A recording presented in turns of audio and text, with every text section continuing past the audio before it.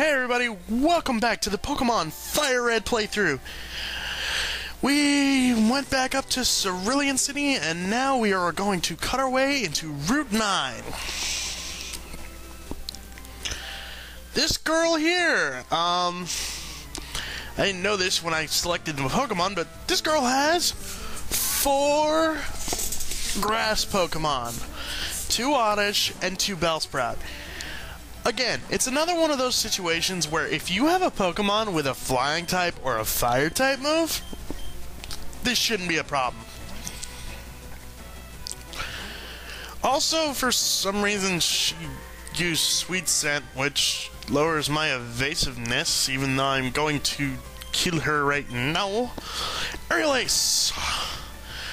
Oh, felt so good. Aerial Ace has 40 power, and it always hits. You cannot avoid it, unless, obviously, Protect or some other means are employed. But it has a perfect accuracy. It cannot miss. Also, it's probably one of the strongest ones you're going to get in this point of the game. The only one that Pharaoh's going to learn naturally that's stronger is going to be Drill Peck. As for when we get to Fly HM, I don't think I'm going to teach it to Fearow. I kind of always saw that as more of an HM for an HM slave. I don't know when, but I'm also going to rename my slaves according to what kind of HMs they're going to use. So for Paris, it'll be basically... I'll probably use Forest HM for their nickname. And then I have 2 more HM slaves in mind. They're going to have similar names.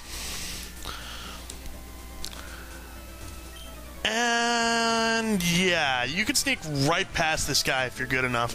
The TM I picked up was for Aerial Ace. I thought Nidoking could learn it because it learned Peck.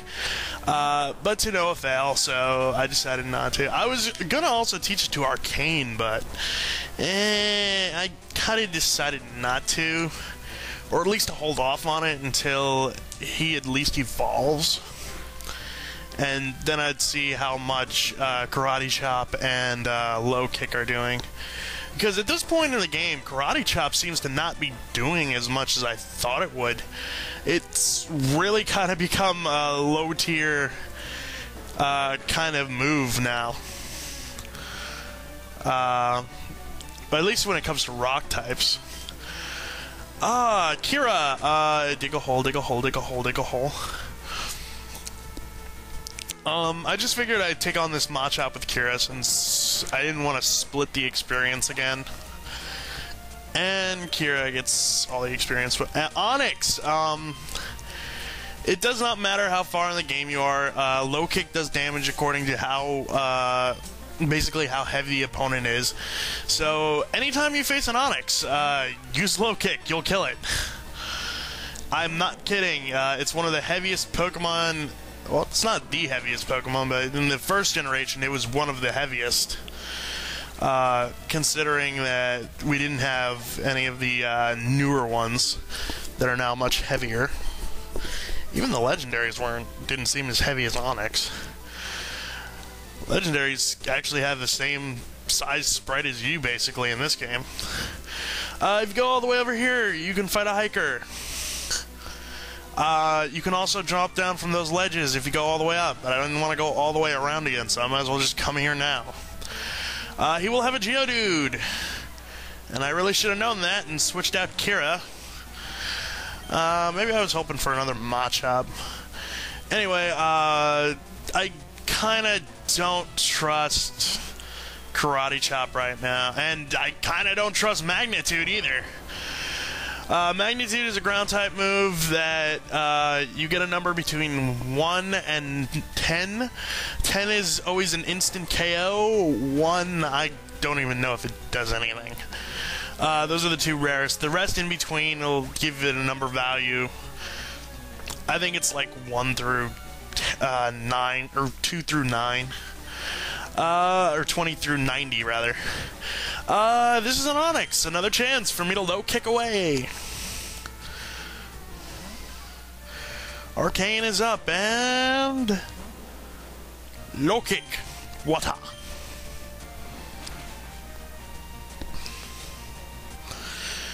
I kind of do want Arcane to evolve, because pretty soon I'll be getting a Thunderstone. And when I get the Thunderstone, I might wait a few levels before Pikachu evolves. And, I kind of changed my mind about what my 6th Pokemon was going to be. Originally, I had the idea of doing either Flareon or Growlithe. But the more I looked at my team, the more I realized I really wouldn't be able to learn a Psychic-type move at all if I did either of those Pokemon. And again, I don't want to give up any of my Pokemon that I'm using right now. So I came up with a unique solution that I think most people are going to like, but it's going to take me a while to get to the point. So until then, I'm probably going to have Paris on my team just as an HM slave to get through tough areas where I have to use Cut. But we're going to be trading out HM slaves. We're going to be trading HM slaves out pretty soon. Another bug catcher, which means more experience for Iris. I really have nothing left to say about bug catchers. They overlevel Caterpies and Weedles, and this is kind of like the most noobish version. I guess if you were playing, the original, and you got to this point, you would probably see them with Butterfrees and Beedrills. But Fire Red just made everything more noobish. I guess they thought that gamers in America were going to be like, oh, this is too hard. Venonat, it's a poison type, so I kind of got cautious and I said, let me just use Peck. And then this happened. Normally, confusion is not a big deal, but when you have a physical attacker that just rocks so hard, you kind of get worried because I believe Confusion uses half your physical attack against you if you get hit by yourself. And since Nidoking is a third evolution Pokemon, not to mention the fact that it's already a really great physical attacker, that kind of worried me. Now, a lot of people who actually know this game really well are saying, if he's such a great physical attacker, why do you have him with Water Pulse and Thunder or Shockwave? And the answer is simple. I need type coverage. That's as simple as it can go. A lot of the time I won't look at their Pokemon stat if I teach it a move. A lot of the time I'm thinking, what can I use that's really powerful for this time in the game that I can use to attack people with.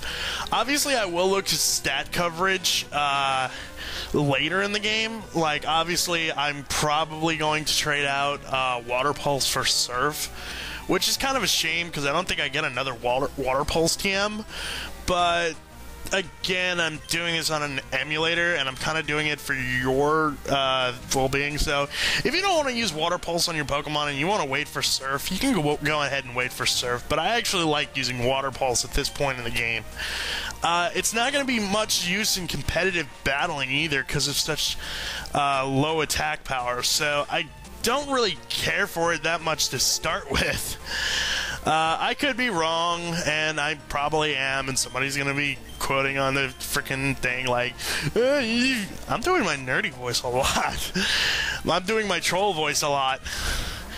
Actually, that's not really a troll voice. I imagine most trolls are talking like, yes, trolls talk like Stitch from Lilo and Stitch. That's exactly how they talk. I used Thundershock there just because I forgot I had Dig, and you missed the chance to get close to me. Obviously, now that I have Dig, I can take out Poison Pokemon a little easier, but the problem is, Pokemon with Poison Point, let me break it down this way. In Fire Red, Leaf Green, Emerald Ruby, and Sapphire, the types aren't broken up as physical or whatnot anymore. They are, but they're kind of not. They're broken up by types. So Fire, Thunder, Blizzard, or Fire, Thunder, Ice, and Water are all kind of special attacks, as well as Psychic, while Flying, Ground, and Rock, and Steel, and all those are classified as physical, which kind of sucks, because I don't quite understand how you can get hit by Poison Point or Static when you're using Earthquake. Obviously, it's not you hitting them, it's something else. Or Magnitude, for that matter. Speaking of Magnitude, if you get a high-level Magnitude on a low-level Pokemon, especially a fighting type, it's not gonna go well. Yeah, as you can see, Arcane is teetering on the edge. I'm living on the edge! Karate Chop. Hassan Chop. I gotta remember to say that, because it's actually a good line. Anyway, yeah, I used Rock Throw, which isn't very effective against me. And just like that, Geodude fainted. Oh, good news for people who are watching this. I actually did remember to cut out the potions usage and whatnot. Anyway, I think I'll let Iris have this fight, because, again, it's another Machop. Just more experience for Iris to rack up. I actually found a really effective way of cutting the narrations on Movie Maker, so hopefully I won't have as many problems as I've been having. I still will have a problem with lag though, so that's for the next couple of videos, because what I did was I recorded way too much, and yeah, let me switch Arcane out of there. That's a little risque, and I think this is the last trainer on the route anyway, so. Alright, so let's see what you have.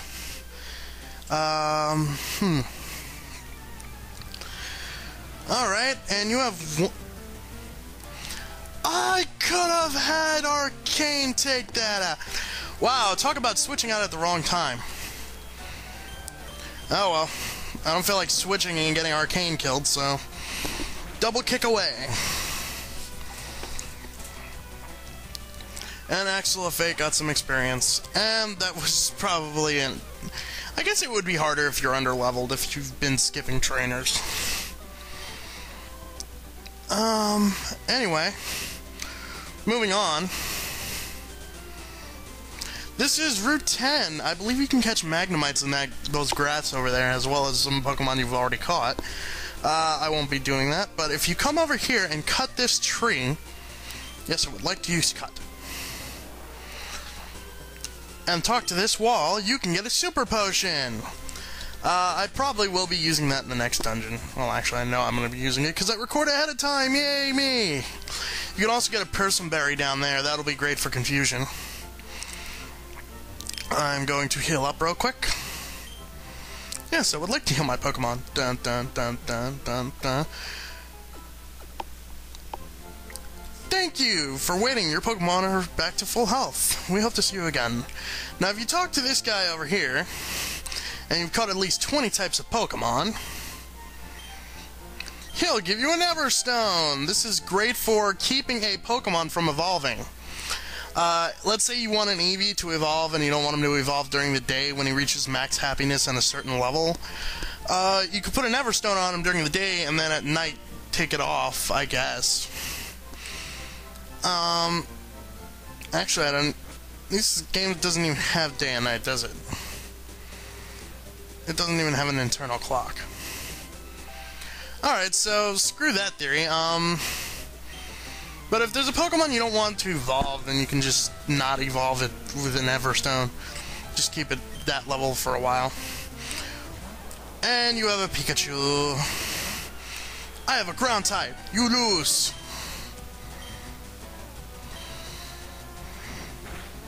Ow, you still lose. And you lose extra because of Poison Point. Actually, that Everstone would have been really helpful if I could have used it for my Firo back when I was trying to teach it Aerial Ace. Oh, well, I can't win them all, right?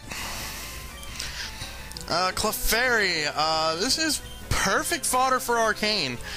For some reason, Rock-type Pokemon can take a hit from it. I guess that's because they have high defense, they tend to. But normal types definitely don't, which means that a super effective hit will almost always take them out. I'm kind of depending on this because at level 28, 4 levels from now, Arcane will evolve! And I really want Arcane to evolve. Because Karate Chop's power is starting to get to the point in this game where it's not as strong as it could be. Now, once you're in the rock tunnel, the immediate thing you want to do is use Flash. Hopefully you won't have 2 HM slaves. I use Paris because, let's face it, Paris is a good HM slave for this early in the game. And if you're like me, you forgot to put a repel on. But this is a good thing because I needed to catch a Machop for my Pokedex. I'm not going to be using a Machop. I just find that Arcane, the Mankey, is a much better fighting type overall. And plus, you don't have that normal type.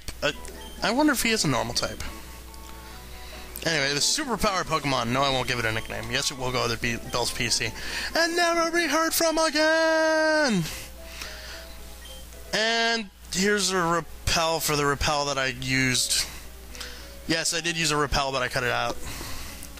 Pokemon fight! Ready, go! Guess what anime is that from? The reason why I'm not speeding up Rock Tunnel is there's actually a few references that I want to point out. That was obvious, well, I told you to guess, but I guess I'm going to say it anyway.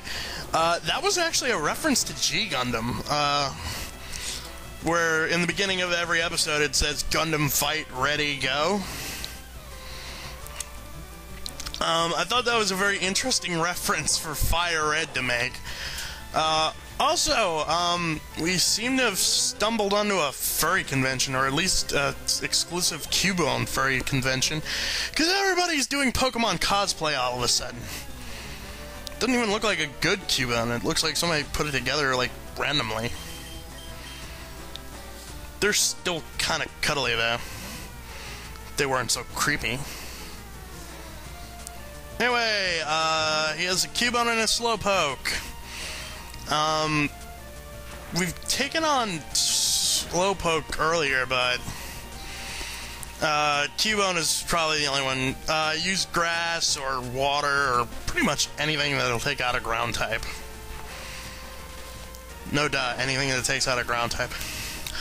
I also want Kira to level up because at level 26 I know for a fact that it learns Thunderbolt, which, again, Thundershock is kind of outwearing its welcome.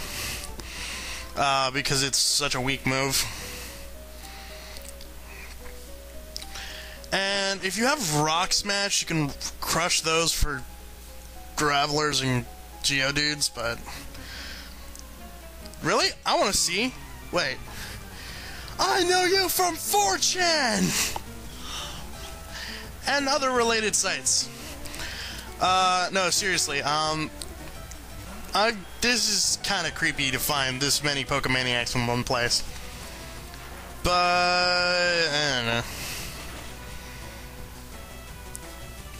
I wonder why here? Why not somewhere closer to the Pokemon fan club, you would think? I don't know.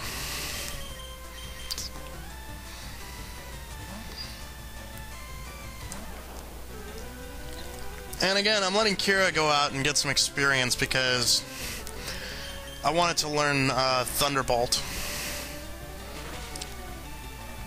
It's super effective! Speak of the devil. Now that I'm level 26, Kira will try to learn Thunderbolt, and yes, I will delete a move. 1, 2, and poof! I wonder why the moves go poof. Anyway, now I know Thunderbolt. And I've defeated Winston. But not the lag. See you next time. fuck, my repel.